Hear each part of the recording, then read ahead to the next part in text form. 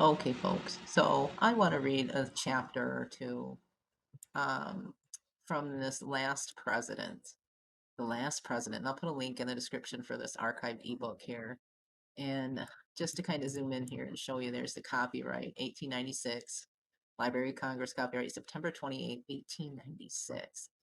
So I think that's kind of curious, is September 28th. And we're coming up on September 28th once again. So I'll probably do yet another video showing this interesting capture from September 28th of last year, showing that little red dot that appears over here by the basic high school, their grandstand light, right before it was struck by something, and then a very large bright spotlight sweeps across the sky. So I'll probably feature that once again in the next week. But the date, September 28th, 1896, the last president.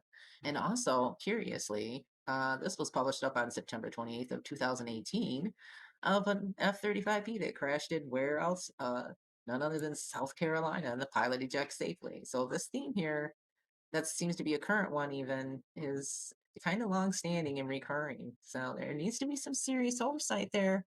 I mean, I hear they have actually grounded them. The Marines have grounded them for a couple of days, but I think they need to be permanently grounded. Enough. And a full, transparent, in the public eye investigation done. Especially since it was crashed in a residential. I mean, come on. Targeting, this seems like this was targeted back on the 28th of September. So I'm going to definitely show a little bit more of that again, once again. But for this video here, I want to read a little bit from this, the last president. Yeah. This opening thing here on the left side is kind of interesting. It says, the Chicago platform assumes, in fact, the form of a revolutionary propaganda. It embodies a menace of national disintegration and destruction. Garrett A. Hobart. Nice. Got a new sheriff in town. Yeah, that's a good guard dog. And thank you. It's a good job. Yes, good job. Chapter 1. There was a terrible night for the great city of New York, the night of Tuesday, November 3rd, 1896. The city staggered under the blow like a huge ocean liner which plunges full speed with terrific crash into a mighty iceberg and recoils shattered and trembling like an aspen. The people were gathered, light-hearted and confident, at the evening meal, when the news burst upon them. It was like a thunderbolt out of an azure sky. Altgeld holds Illinois hard and fast in the Democratic line.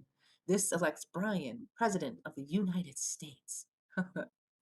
Strange to say, the people in the upper portion of the city made no movement to rush out of their houses and collect in the public squares, although the night was clear and beautiful.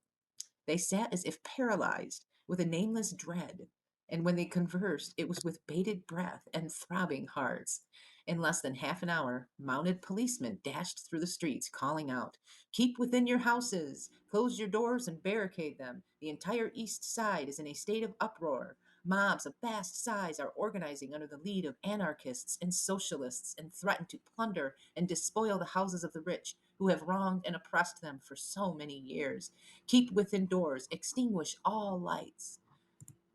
That's kind of curious. Happily, Governor Morton was in town, and although a deeper pallor overcame that ashen hue of age as he spoke, yet there was no tremor in his voice. "Let the 7th, 22nd, and 71st regiments be ordered under arms." In a few moments, hundreds of messengers could be heard racing through the silent streets, summoning the members of these regiments to their armories. Slowly, but with astonishing nerve and steadiness, the mobs pushed the police northward, and although the force stood the onslaught with magnificent courage, yet beaten back, the dark masses of infuriated beings surged up again with renewed fury and strength. Will the troops be in time to save the city? Was the whispered inquiry among the knots of police officials who were directing the movements of their men. About 9 o'clock, with deafening outcries, the mob, like a four-headed monster breathing fire and flame, raced, tore, burst, raged into Union Square. The police force was exhausted, but their front was still like a wall of stone, saved that it was movable. The mob crowded it steadily to the north, while the air quivered and was rent with mad vociferations of the victors. "Bryan is elected! Bryan is elected! Our day has come at last! Down with our oppressors! Death to the rich man! Death to the gold bugs! Death to the capitalists! Give us back the money you have ground out of us! Give us back the marrow of our bones which you have used to grease the wheels of your chariots! The police force was now almost helpless. The men still used their sticks, but the blows were ineffectual and only served to increase the rage of the vast hordes now advancing upon Madison Square. The Fifth Avenue Hotel will be the first to feel the fury of the mob. Will the troops be in time to save it? A half cheer, a half cry of joy goes up. It is inarticulate. Men draw a long breath. Women drop upon their knees and strain their eyes. They can hear something, but they cannot see as yet, for the gas houses and electric plants had been destroyed by the mob early in the evening. They preferred to fight in the dark, or by the flames of rich men's abodes. Again, a cheer goes up, louder and clearer this time, followed by cries of, "They're coming! They're coming!" Yes, they were coming. The 22nd down Broadway, the 7th down Madison Avenue, both on the double quick. In a moment or so, there were a few bugle calls, and a few spoken commands rang out clear and sharp, and then the two regiments stretched across the entire square, literally from wall to wall, in line of battle. The mob was upon them. Would this slender line of troops, could it hold such a mighty mass of men in check? The answer was a deafening discharge of firearms, a terrific crack, such as some thunderbolts make when they explode. A wall of fire blazed across the square. Again and again it blazed forth. The mob halted, stood fast, wavered, fell back, advanced again. At that moment there came a rattle as of huge knives in the distance. It was the gallant 71st charging up 23rd Street and taking the mob on the flank. They came on like a wall of iron, bristling with blades of steel. There were no outcries, no cheers from the regiment. It dealt out death in silence, save when two bayonets crossed and clashed in bearing down some doubly vigorous foe. As the bells rang out midnight, the last remnants of the mob were driven to cover, but the wheels of the dead wagons rattled till daybreak.